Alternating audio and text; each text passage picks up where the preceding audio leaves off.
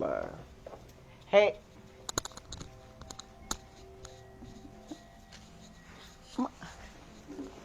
Look. All right, y'all. It's y'all can hear me. I'm running around here. Yeah, but we good. But rotate your device. Can't turn your phone while live. I don't want to turn it.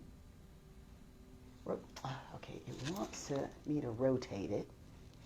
Do you want to continue, Brian? Continue. But it wouldn't let me do it like that. So now I had to bring it down. All right, well, that's fine. Okay. Move over there. Sit right there. I just want to see you sit in it so I can see where you are on it. Oh, okay. Okay, you good. You can go back over there. Okay. All right, y'all. Hey, y'all. It's Nicole over at Blue Herbal Goddess. Yeah, it's another live. Like, I know y'all surprised like 2 in one day. But people have just been coming in here today with good topics that have just been on people's minds about, the energy is shifted and people are really feeling it. And so we were having a conversation about healing. And in situations where people come to you, how do you know what to do? And it's because you're a natural healer. So, but how did you know? Because we were talking about a situation where a friend called and he just automatically knew to go to the bowls and do some things. But what led you, like in that instance, what led you to go do what you needed to do for that person? I just didn't even think, honestly. I just went up and just did what I just felt to do. It's more so of what you feel as opposed to something fell off you right there. I thought it was a little roach on the bottom. We got no roaches up in there. Don't we put that out here. We ain't got no roaches. Ain't no roaches. No, that was just a little crumb. But no, I feel like it's more so what you feel than what you think. When your body knows way more than what your mind does. So, when I went up in there, started playing the singing bowls for my friend, it worked. It was just what she needed. I was kind of surprised, but hey, just doing what you got to do. Right. But in the moment of knowing what to do, right. What you didn't do is overthink it. Yeah. Now I tend to overthink a lot. Right. So, being a Taurus, that's a natural thing for you. It's like, oh, okay, what do I need to do? But you used your intuition. To move, to know what it is that you needed to do. Right. And that happens automatically. Yeah. It's not something that you have to think about. You don't have to go Google about it, right? It's in that moment. You know what to do. Right. Definitely. And I don't know, I mean, it's something that you really just kind of just comes out of you like instinctual, you know what I'm saying? So instinctual. So let's go back to the aura scan that we just did, right? So we just did an aura scan on him, and he did one before and his color changed because he's shifting. And so and in there it said be open for a change, right? Yeah. And so being the Taurus and the slow moving, right, and being changed. So think about that as you continue to shift, right? And you're shifting to a different you. I ain't even going to call it a better you because sometimes you will have to backtrack and then move forward. But it's just, who you are. But in the changing mode, it has to be open. You have to stay open to whatever it is that the universe has for you.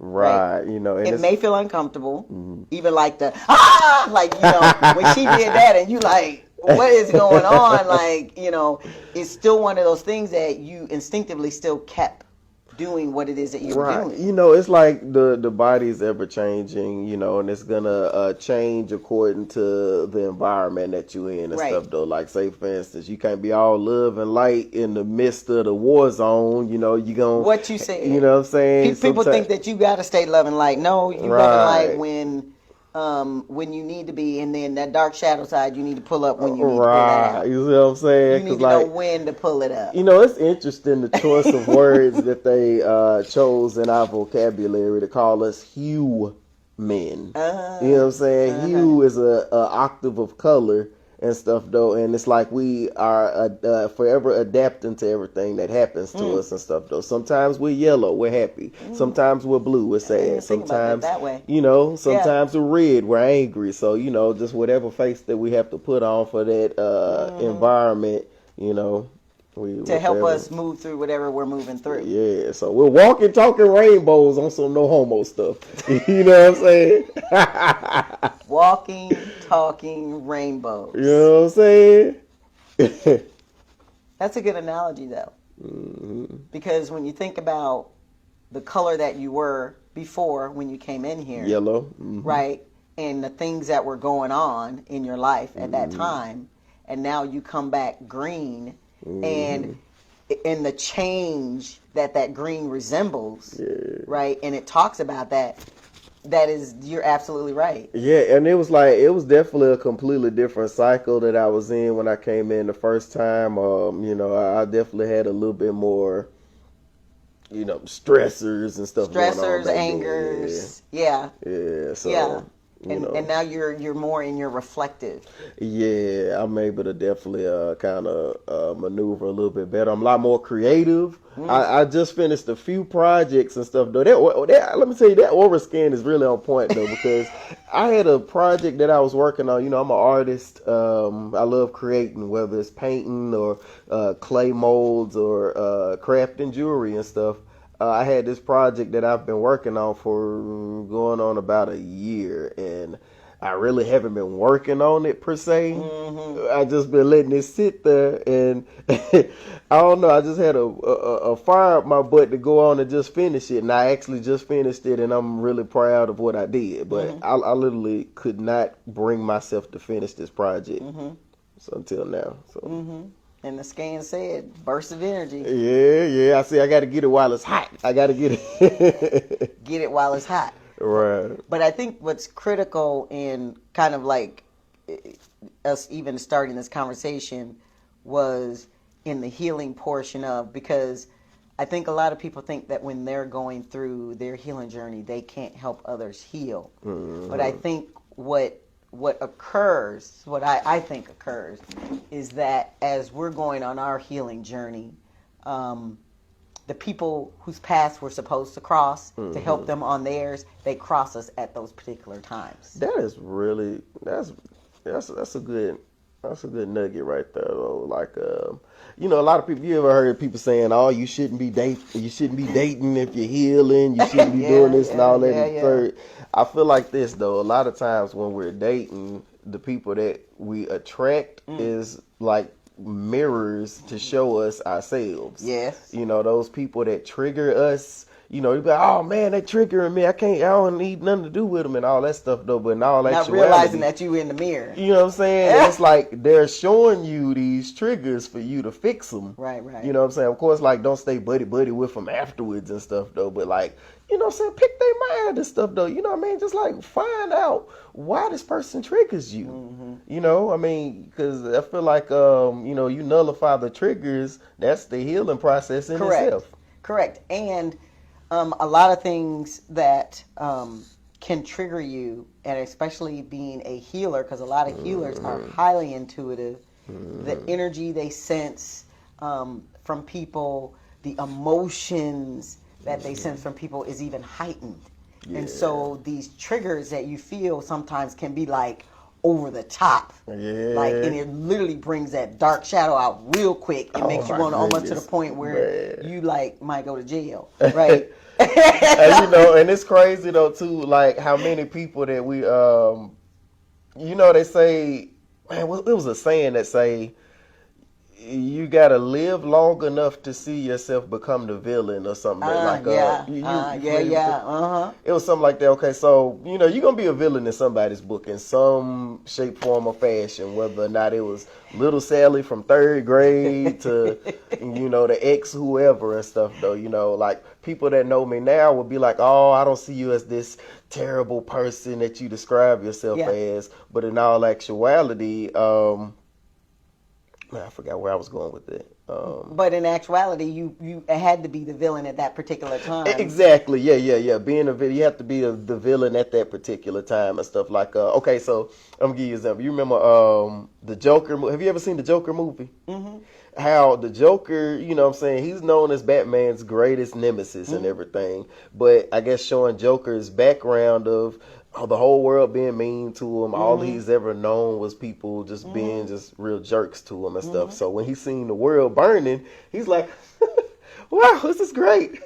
Hey, I'm doing a good thing for everyone. Right. You know, so I mean that's like how it is and stuff for us and stuff though. You know what I mean? When we're up in those particular shadow moments of ours, when we're running to these new people that we're dating, you know, they might get a different face of you than someone else would though. Right. You know what I'm saying? So one person, the young lady that I dated when I was what was it, back in Georgia, she would say that I'm hell made.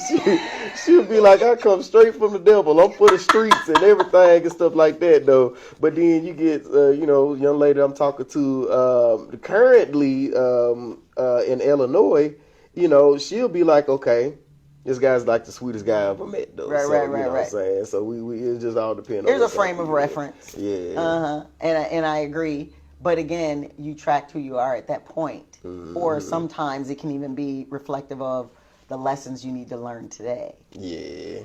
Because sometimes Divine will align, I call the characters in your story based on where you're trying to be shifted from to. Character development. Yes. Yes. And so all of these people who we have like ill will towards because of how we feel like they made us feel, right? We're not a victim of anything. We are a victim of in some cases, but it's because those were the lessons we needed to learn to shift and pivot us in the direction that we needed to go.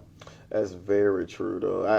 I can definitely attest to that, though. I feel like some of the people that I've dated really have showed me a lot of who I am. It's literally just like looking in the mirror and stuff, though. And while the people that I wouldn't want to talk to them in that way, it's just like I'm glad I had the experience of them, though. I feel like life is all about experience and what that experience does for you. But it's also with the lesson, it comes with what do you do with it? What you do with it, yes. Yeah, what do you do with it? Because that's why some people are in this habitual just cycle over and over again because they have not learned the lesson. I mean, learn the lesson, though. And so you're going to make you take the test again over and over and over. Over and over again. And if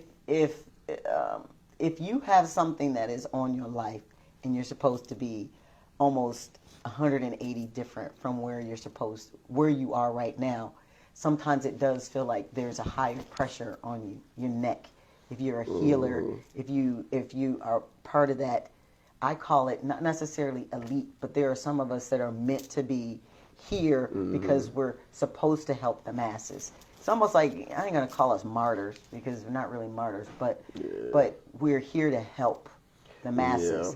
Yeah. And it's not like I think that, it's I feel it. Yeah, and that's a higher, that's definitely a higher form of sensory. Because when you ain't doing it, you feel the pressure on you. You feel it a whole lot different. Everybody's like, no, I don't get it. Just don't do it. Right. Like, why stress yourself over? Just don't do it. And you're just like, you don't get it. No, I cannot not do it. Right. It's in me. I'm supposed to be healthy. Right. And it's like, what's so wild about that, though, I'm glad you said that, though. I had a young lady that was, she was my voc rehab counselor.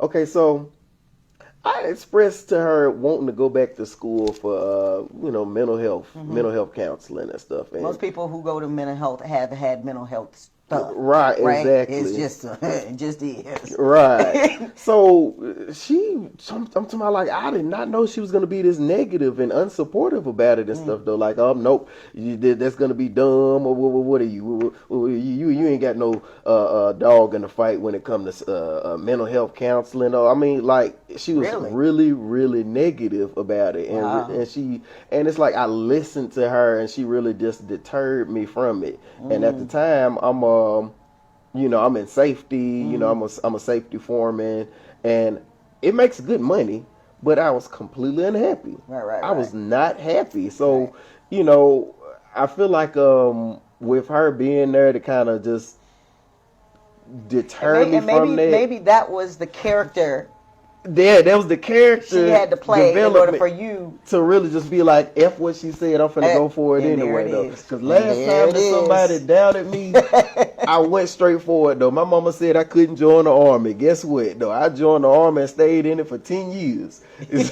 So I guess Spirit knew. I'm like, okay, you know what? Let's go ahead and gaslight him real quick into getting him to want to get into this career Especially, field. you know, you got to put a bomb under a Taurus anyways to get them to move. So that was your bomb. I'm too hard-headed to That's what I'm listen to what somebody saying. got to say, man, when it come to that, though. Like, They so, had to like, plant a bomb to get you to go They in had the to light a direction you fire went. up under my butt, and then here I am up Yeah. in my career field now. Exactly. And man, look, when I get my degree, I just might send them my dang on degree and be like, look, I did it, despite what you thought I could do. Yep. You know. Exactly. So, well, thank you. Did you ever state what your name was? My bad. My name is Bobby. How y'all doing there? I'm doing pretty good. Yes. Though, if you asking me that back, so hey. Yes. So, yeah. So the impromptu-ness of kind of the conversations that happen here at Blue Orb Goddess, sometimes it amazes me because people are at different levels of spirituality, different levels of what I even call wellness, because wellness is the wholeness of who you are. Right, mind, body, and soul. There it is. Yeah. It is the wholeness. And so based on where you are at this time, sometimes you are more spiritual at this time. Sometimes you are more focused on your body. Sometimes you are more on what's going on in your mind. But the wholeness is being able to say, nope, I'm not feeling so well right now. I need to go get grounded. Right? Mentally, I'm not okay. You know what? My diet's been crappy. That's why mentally I can't. Right? And we start connecting all of those dots to understand that it's not just one element.